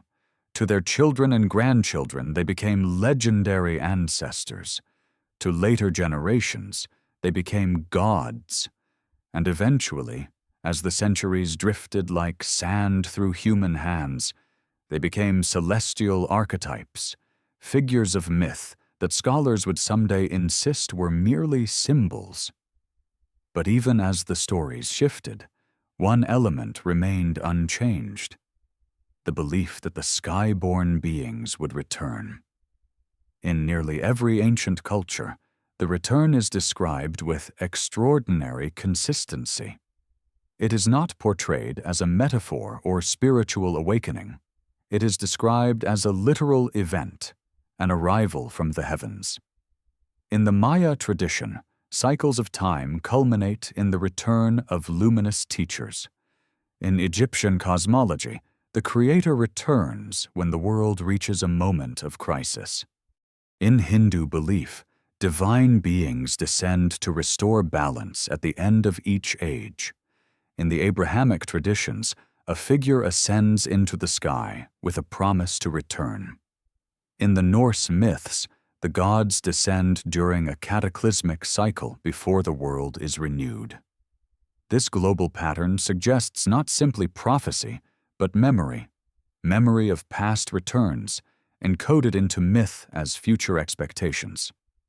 The idea of return implies a cycle, and many ancient cultures describe cosmic cycles governed by astronomical events. These cycles are tied to star alignments, planetary conjunctions, and precessional movements that span thousands of years. The movements of the heavens were believed to correspond to the interactions of the sky-born beings, times when the veil between worlds grew thin, times when contact was possible, times when the ancient teachers might reappear. The world's most mysterious calendars, such as the Maya long count or the Egyptian Sothic cycle, track spans of time far too large to be useful for agriculture or daily life. They appear designed to monitor epochs, to measure the turning of cosmic wheels. The possibility that ancient civilizations monitored celestial cycles in anticipation of return suggests an even deeper truth: that the sky-born beings may have visited Earth not once, but multiple times. The most ancient myths do not describe a singular event. They describe eras, successive ages governed by different groups of sky beings, each with its own influence, teachings, and conflicts. These eras often end in catastrophe: floods, fires, earthquakes, darkness, followed by the arrival of new celestial teachers. If these stories are memories rather than metaphors, they suggest that Earth may have been part of a long-term project, watched or guided in cycles spanning millennia. This leads to a profound question. Were the sky-born beings still observing humanity after their departure? And if so, did they intervene in subtle or hidden ways that escaped historical record? Many ancient texts hint at occasional reappearances long after the main departure. Remote tribes speak of rare encounters in which luminous beings visited chosen individuals. Early historians describe enigmatic figures who appeared suddenly, offered knowledge or warning, and vanished just as mysteriously. Hidden traditions speak of sky beings who retreated into inaccessible regions, mountains, oceans, underground caverns, watching humanity from afar. Whether literal or symbolic, these stories share a consistent message. The sky-born beings were not entirely gone. If they continued to observe humanity, it is possible they witnessed the rise and fall of civilizations, the growth of empires, the collapse of kingdoms, the spread of war, the development of religion. They may have seen humanity struggle with the knowledge they had left, misinterpreting teachings, distorting symbols, and transforming guidance into dogma. They may have watched as technological progress ebbed and flowed, rising in moments of brilliance and falling into dark ages shaped by conflict and forgetting. But even if the sky-born beings withdrew, they left behind a legacy that continued to shape human destiny. The scientific revolution, the age of exploration, the development of mathematics and astronomy, all of these were seeded by ancient knowledge that had trickled through myth into philosophy, then into experimentation. Modern science, in many ways, is a rediscovery of principles first glimpsed thousands of years ago. The idea that Earth is not the center of the universe, the recognition that the stars are suns, the understanding that other worlds may harbor life. These concepts were present in ancient traditions long before modern science confirmed them. This continuity suggests that the influence of the sky-born beings never truly disappeared. It flowed through human culture in symbolic form, waiting for technology to catch up to memory. And now, in the modern era, humanity stands closer to the sky than at any point in history. We launch probes to distant planets. We study exoplanets orbiting other stars. We detect signals from deep space. We seek habitable worlds. We build machines capable of ascending through the atmosphere into orbit. The dream of reaching the heavens, once encoded in myth as ascension, is now a technological possibility. Humanity has begun to step onto the cosmic stage. This shift raises an intriguing possibility. What if the sky-born beings intended for humanity to eventually join them? Many ancient myths describe humans as apprentices or children of celestial beings. The idea that humanity was meant to evolve toward the heavens is woven into religions, philosophies, and esoteric traditions. The ascension myths may not describe spiritual transcendence, but technological destiny. The moment when humans become capable of traveling the sky as their ancestors once did. If this interpretation is correct, humanity's modern achievements are not divergences from ancient teachings, but fulfillments of them. The development of flight, space exploration, and advanced communication may represent the natural progression of seeds planted long ago. The sky-born beings did not simply teach early humans how to farm or build. They taught them how to look upward, how to question, how to imagine, how to reach beyond the limitations of the earth. Their influence may have been designed to spark a long evolution toward cosmic awareness. But there is another possibility, one more unsettling, yet equally consistent with ancient myth. Many traditions describe the sky-born beings as guardians or watchers, monitoring humanity until it reached a point of transformation or danger. These myths suggest that return would occur not simply because a cycle had come to an end, but because humanity had reached a threshold, either of advancement or of self-destruction. In some traditions, the sky beings return when humanity becomes capable of cosmic conflict. In others, when humanity threatens the balance of the earth. In still others, when humanity begins to understand its true origins. The modern world meets all three criteria. Humanity now wields destructive power capable of reshaping the planet. It explores the cosmos with technology that grows more advanced each decade, and it uncovers archaeological, genetic, and astronomical evidence that challenges the conventional narrative of human origins. If the sky-born beings have been watching, they would see a species on the cusp of transition, one that may soon need guidance or intervention. This possibility echoes through historical anomalies that modern scholars still struggle to explain. There are sudden bursts of technological development that appear out of nowhere, as though knowledge was introduced rather than discovered. There are mysterious disappearances of civilizations whose collapse leaves no clear explanation.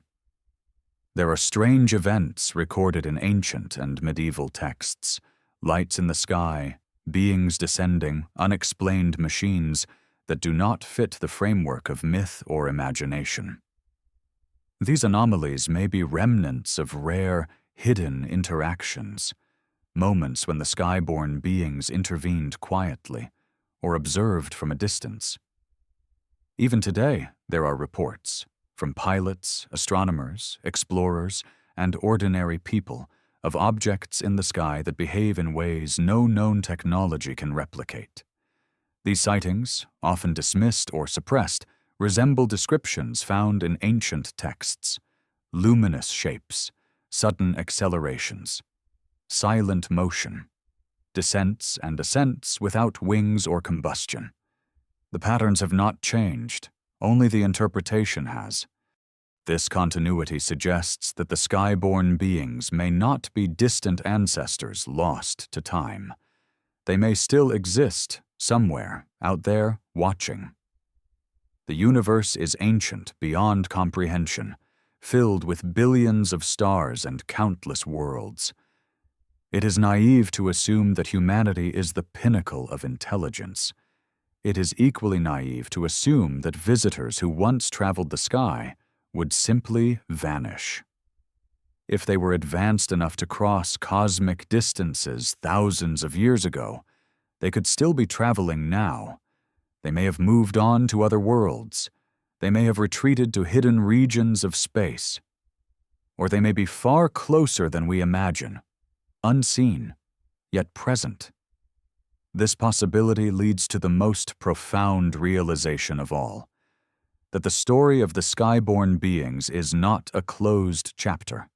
It is an ongoing narrative. Humanity is no longer the species of the distant past, looking upward in fear or awe. Humanity is now capable of traveling upward itself. And as we move into the sky, the ancient story begins to reverse. Instead of waiting for the beings to descend, we ascend toward them. Instead of relying on myth, we rely on observation. Instead of interpreting memories, we pursue evidence. The cycle turns once more. The final question, then, is what happens when the cycle completes, when humanity reaches the point of contact once again? Will the sky-born beings welcome us, recognizing us as children who have finally grown up? Will they study us, cautious of a species that has risen rapidly and unpredictably? Will they avoid us, wary of interference? Or will they reveal themselves openly, fulfilling the ancient promise of return? The ancient world didn't see the sky-born beings as figments of imagination. It saw them as ancestors, teachers, rulers, and watchers. Their descent shaped the trajectory of civilization. Their departure shaped myth. Their memory shaped destiny. And now, as humanity stands at the doorway of the cosmos, their influence whispers again through the centuries, urging us to look upward. For thousands of years, humanity has repeated a single belief. The gods came from the sky, not as spirits, but as beings, not as metaphors, but as memory, not as myths, but as visitors. And as we uncover the secrets of the universe, we may discover that this memory was not mistaken. The story of the sky-born beings does not end with their disappearance. It ends with their return, or with humanity rising to meet them. In either case, the ancient narrative becomes the foundation of the future. The sky, once the realm of gods, becomes the realm of humanity. And the forgotten connection between earth and the heavens becomes clear once again. In every myth carved in stone, in every legend whispered through time, in every ruin aligned with the stars, the same message persists. We were never alone. We were shaped by visitors from beyond our world. Their memory became our mythology. Their departure became our mystery. And their return may someday become our revelation.